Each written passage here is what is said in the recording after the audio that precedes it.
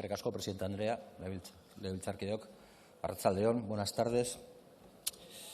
Presentamos una proposición de ley con un título inequívoco y permítanme la inmodestia, pero casi eso ya sería de agradecer, acostumbrados como estamos a iniciativas que tienen títulos farragosos para ocultar intenciones a veces aviesas o títulos grandilocuentes que al final luego revelan poco o nada de sustancia. Y es que el título muestra nuestra declaración de intenciones con esta proposición no de ley: impedir la deslocalización de empresas, la devolución de los fondos públicos que hayan obtenido y el mantenimiento del empleo.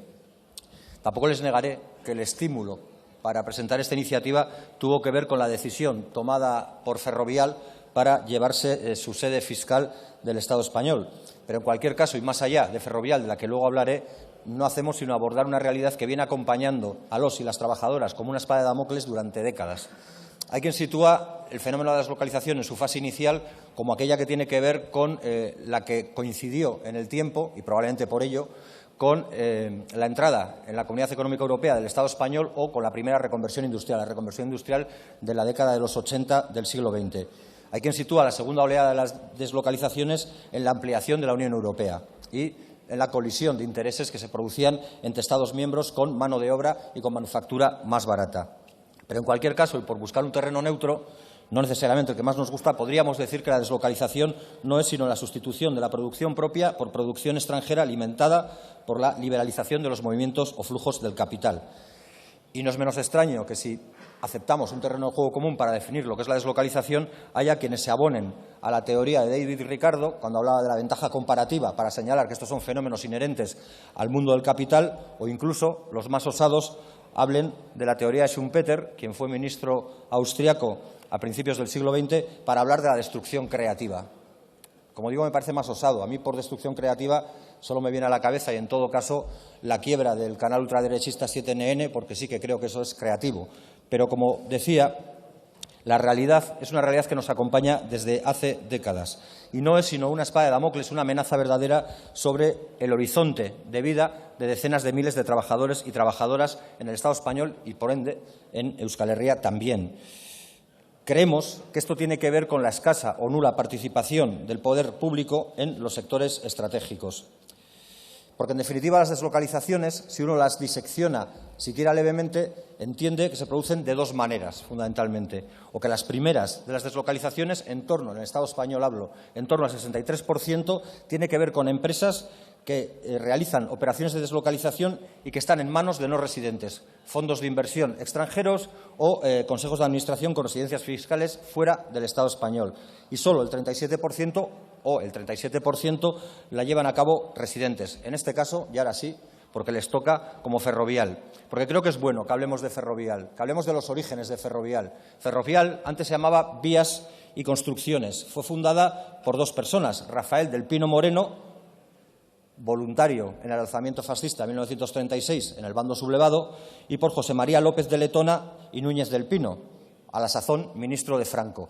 Y seguramente la prestación de valor y servicio debido de uno y su papel en la administración franquista del dictador de otro le sirvió para llevarse muchos contratos que hicieron que la empresa creciera de manera sustanciosa. Entiendo que ahí sí eran patriotas, que ahí sí lo daban todo por y para España.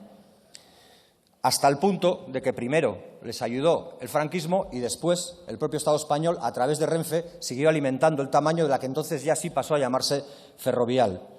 Conviene señalar que quien ha tomado la decisión de irse del Estado español para tributar en otro lugar es la persona que ostenta la tercera fortuna del Estado español, estimada en 3.800 millones de euros. Estoy hablando del señor Rafael del Pino Calvo Sotelo, apellidos ilustres de esta democracia.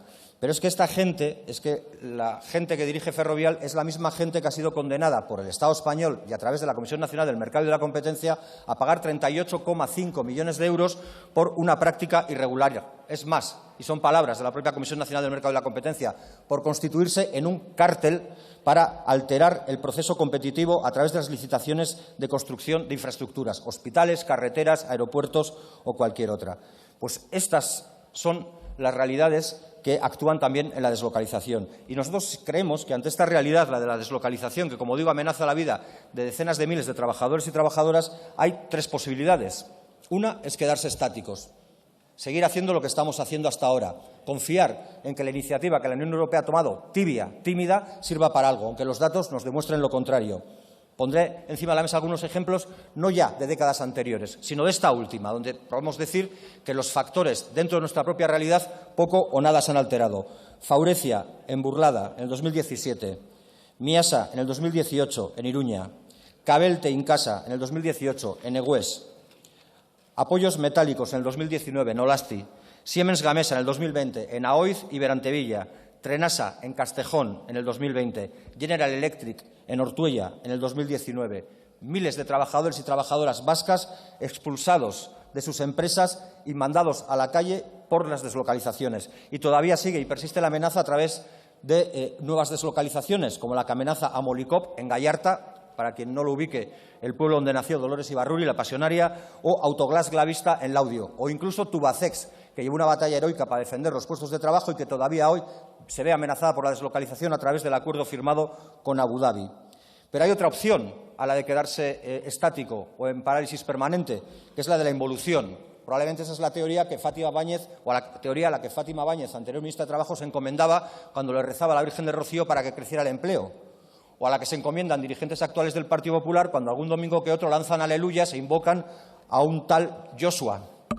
Pero hay otra tercera, y es la que nosotros creemos, que es avanzar, que es no retroceder y es dar pasos en la defensa de los derechos de los y las trabajadores. Para eso presentamos nuestra proposición no de ley, que tiene 3 puntos, que lo que plantea es que se elabore, se desarrolle y se apruebe la legislación necesaria para impedir la deslocalización de empresas que hayan obtenido financiación pública y que no puedan despedir a nadie en esos 5 años posteriores a la captación de fondos públicos. Esto es parecido a lo que se hace con los ERTE, por tanto, no es imposible. El segundo punto nos habla de elaborar la legislación necesaria para que quien ha recibido dinero en los 10 años anteriores a irse lo devuelva. Y esto ya lo está intentando poner en práctica la Diputación Foral de Vizcaya desde el 2007. Luego, tampoco es imposible, que nadie nos diga que Europa no lo permite. Y el tercer punto, y termino ya, es elaborar la legislación necesaria para proteger y asegurar los puestos de trabajo en caso de deslocalización. Porque, en definitiva, con cada caso de deslocalización, el empresario gana, pero la clase trabajadora pierde.